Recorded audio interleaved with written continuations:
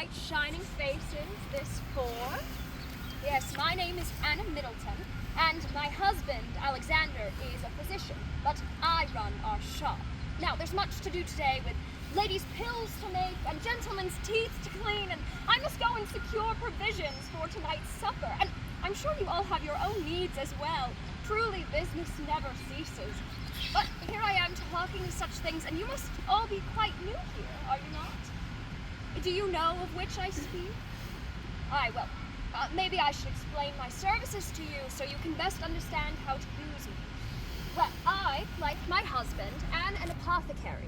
An apothecary is a person or persons that makes remedies for any ailments or illnesses that you might have.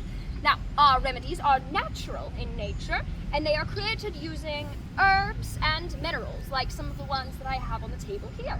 We also assist in some of the more common procedures, such as tongue scraping, tooth extraction, and bloodletting. Oh, truly a nasty business sometimes, but very necessary, especially in these times that we live in now. Oh, maybe that's why you're here. Though all of you look a bit too old to be an apprentice. Typically, the apprentices that we hire on are around 12 to 14 years old, and they stay in the apprenticeship for around 7 years until they are given approval by the master apprentice to begin the chosen occupation. Now, there's many other types of occupations that use apprentices, such as cobblestone making, blacksmithing, and wig making. It is a very important way to come upon your profession. Now, physicians need to receive another degree or license from a university, but the apothecary needs only the approval of the master apprentice. So now I will talk a little bit about some of the devices that I have on the table here. First off, the most important thing in the apothecary's disposal is the mortar and pestle. The mortar and pestle is so important, in fact, that the insignia is used on signs of many apothecary doors in order to show potential clients what kind of services we offer. There's many different materials for mortar and pestle, but they all create this round bowl, which is the mortar, and this short rod with a rounded end, known as the pestle. This is made of the same material as the mortar. There's many different materials you can use, and they all have different uses for the apothecary. For example, a glass mortar and pestle is best for potions and elixirs, sort of like the one that I have steeping here, which I started a bit earlier today, and should be ready for use a little later. We also have marble mortar and pestles, which is best for pill making. And this brass mortar and pestle is best for grinding up herbs and barks, which I have also done and will use in an example a little bit later. Another tool that we have that many other people use, including men of business and men of science, is the scale. Now, I'm sure most of you understand how a scale works. You place the weight on one side, and then you place the herb or the mineral that you plan on using on the other side. And this helps us with pricing, and also with not putting too much of one herb or another, which could become dangerous. All right, now I will talk with you about the most important ingredient that we have, which is herbs. I'm sure many of you are familiar with herbs and their uses in cooking, but they also have many wonderful medicinal uses. The most important herbs that we use on the day-to-day is dill, bergamot, basil, lavender, rosemary, spearmint, sage, thyme, pennyroyal, and peppermint. But I will only talk about 4 of these, as it might take up a little too much of your time if I touch on all of them. The first one is basil.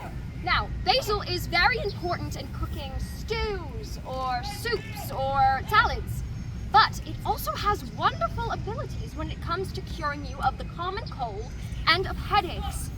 Now, basil is also a strewing herb, which means that it can be strewn or thrown about your home in order to provide a sweet-smelling fragrance or act as a repellent. Another way that we can use strewing... Oh my goodness, they might be needing my assistance very soon.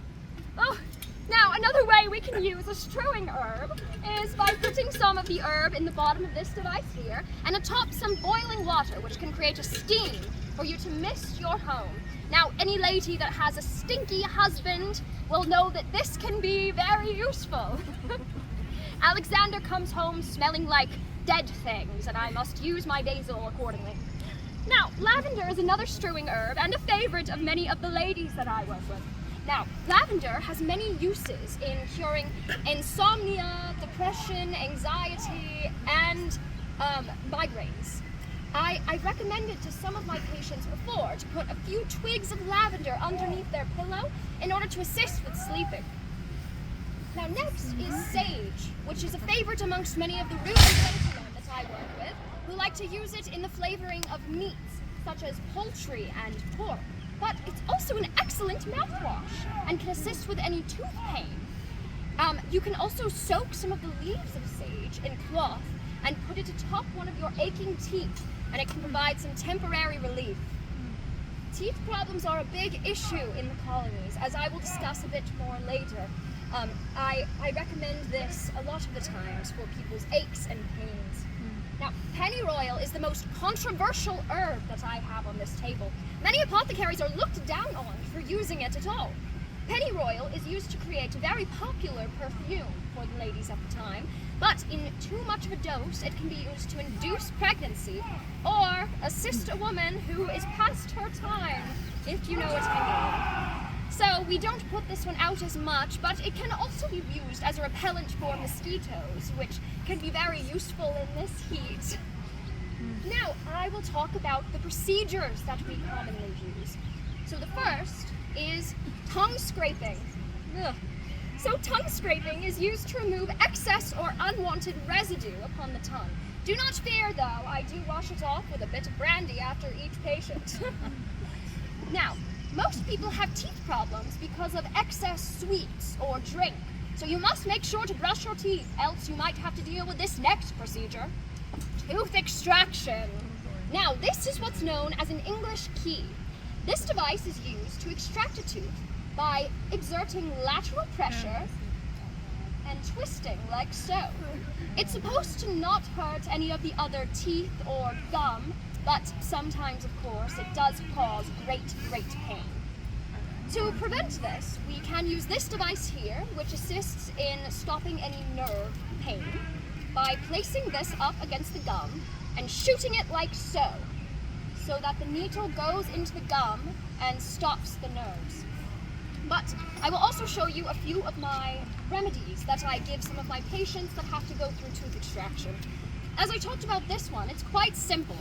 All you do is take a teaspoon of lavender and some hot or cold water depending on your preference. And then you let it seep until it produces this beautiful amber color, as you see here. Now this can be used as a mouthwash to help assist with any teeth pain, particularly after this procedure. Now, this next one is a paste, which can be applied to the teeth in order to act as a preventative. Now let me show you. All I add is a little bit of ground up green sage, some myrrh powder, and some white honey. And when I mix it, it becomes a paste consistency which can be applied to the teeth. This also supports gum growth after we remove a tooth. So if you look here, this is the paste consistency that I would give to my patients.